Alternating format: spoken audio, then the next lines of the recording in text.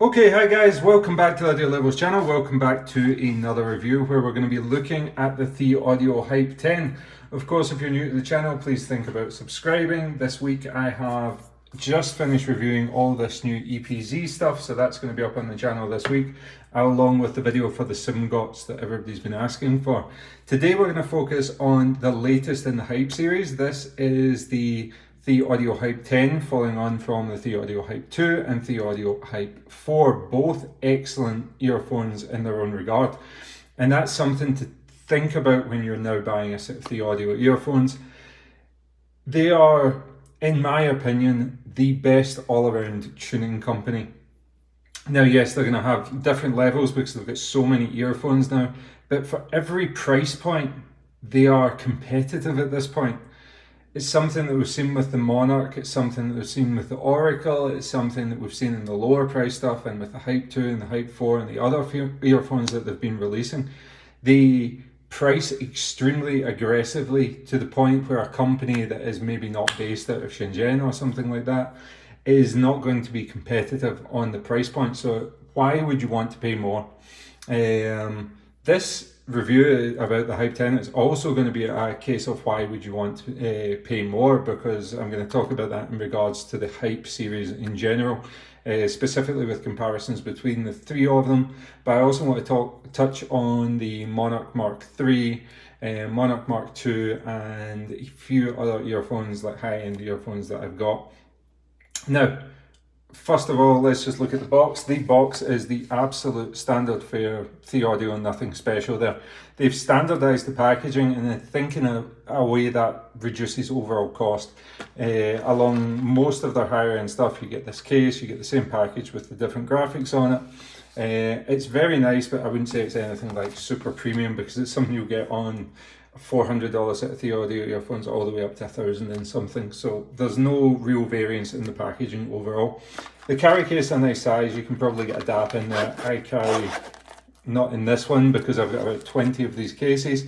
I usually carry a different balanced cable and the adapters with me, and sometimes I'll put in a small DAP if I'm traveling to the States or something like that.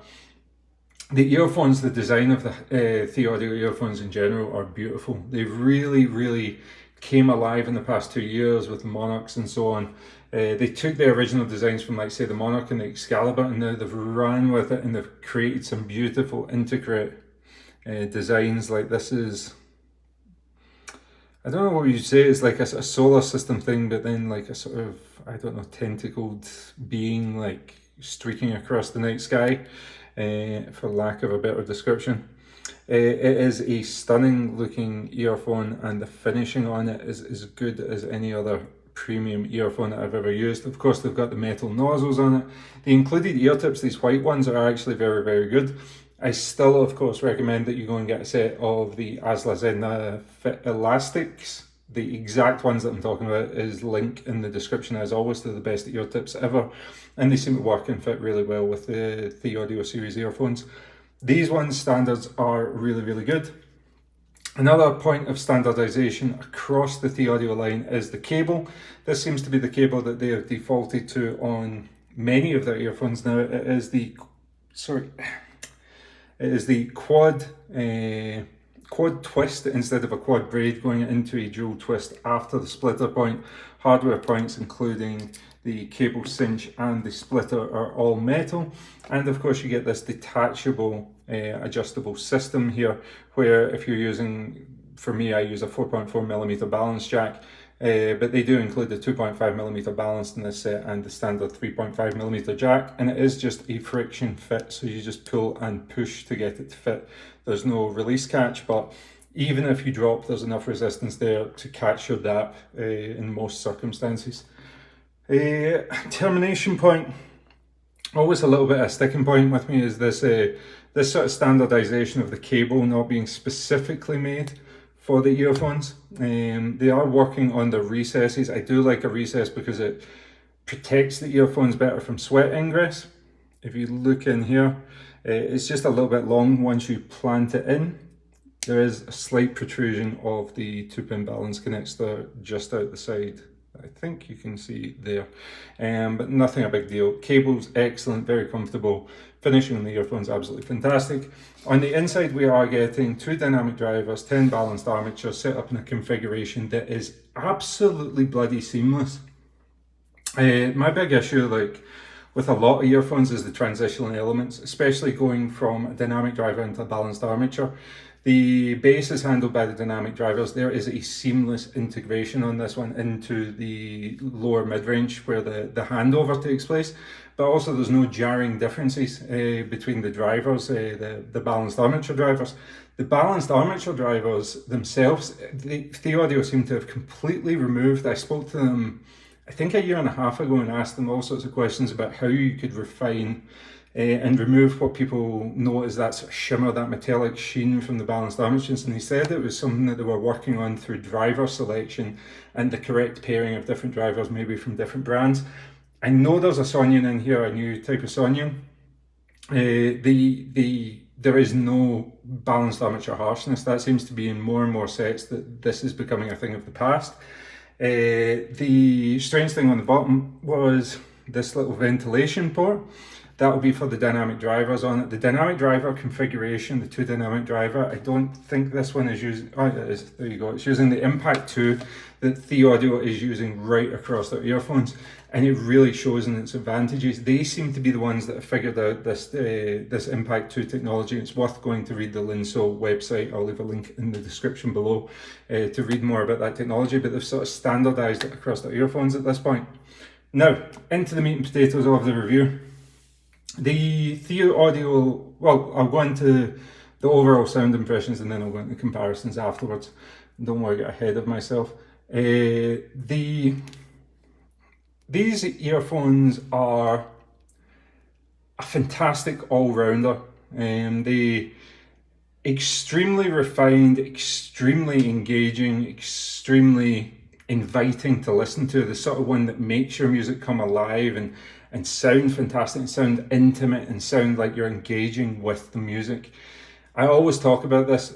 A lot of people get into this hobby and they instantly jump for the most balanced, the most neutral, the most aggressively audiophile focused earphone, and it's the wrong mistake, because you're getting into wanting an earphone that's technical perfection versus an earphone that makes your music sound fantastic. This one has an elevated gain that from a sort of standard neutral analytical style earphone, it will seem more in your face, especially into the mid-range. And to me, that just makes it so much more encapsulating when I'm listening, especially listening to vocals on this set. The bass on it is absolutely fantastic. It has excellent sub-bass quantity, I think just at that right tipping point where it can be used for certain applications of bass head listening, but it's not bass head IEM, and I always say to have a separate bass head IEM for that specific purpose if you're going to be listening to just EDM. But for this, the versatility of it is that it has that dynamic, fast-moving, yet deep sub-bass response, while retaining excellent texture into the mid-bass response. And as I say, that transition into the mid-range, from the mid-bass into the mid-range, absolutely wonderful. There is no bleed over, there is no impact or degradation of the lower mid-range, where actually like deeper male vocal, something like Gregory Porter, comes in really deep.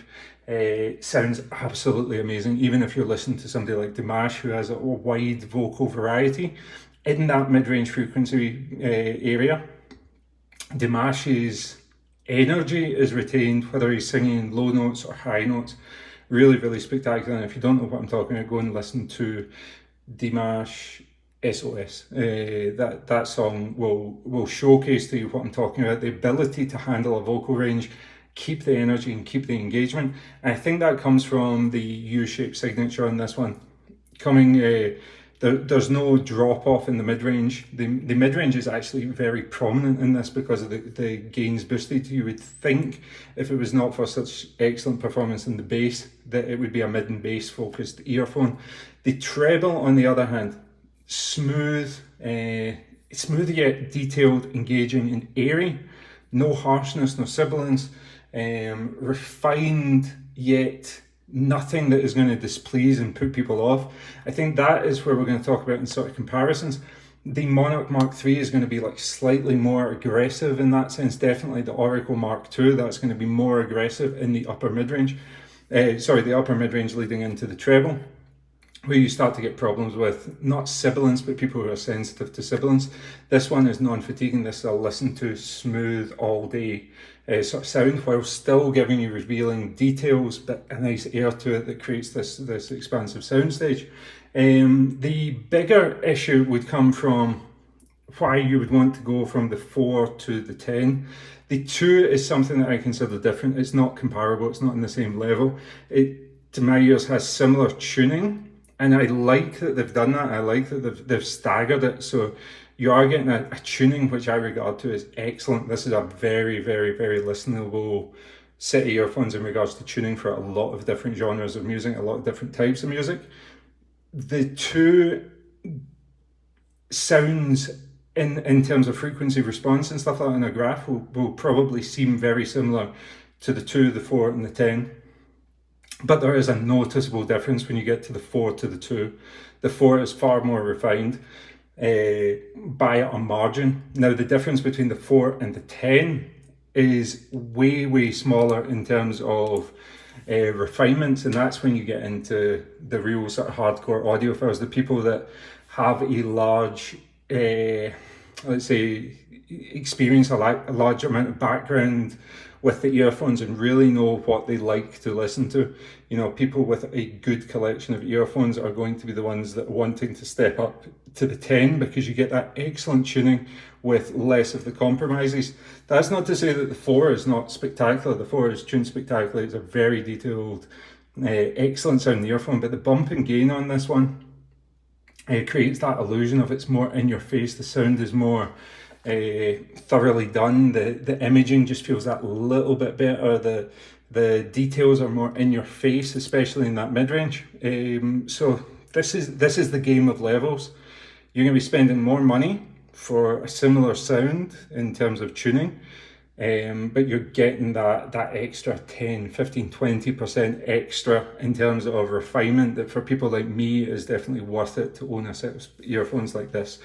So that is it for the Thieaudio Hype 10. I'm going to do a bigger comparison of ones like this. I've got 2 or 3 sets of this by accident, and I will start doing like lots of comparisons among the Thieaudio line, but I want to do comparisons to the more mainstream Western players and stuff like that. So another fantastic job by Thieaudio. So if you like that video, subscribe, and I'll see you in the next one. Peace.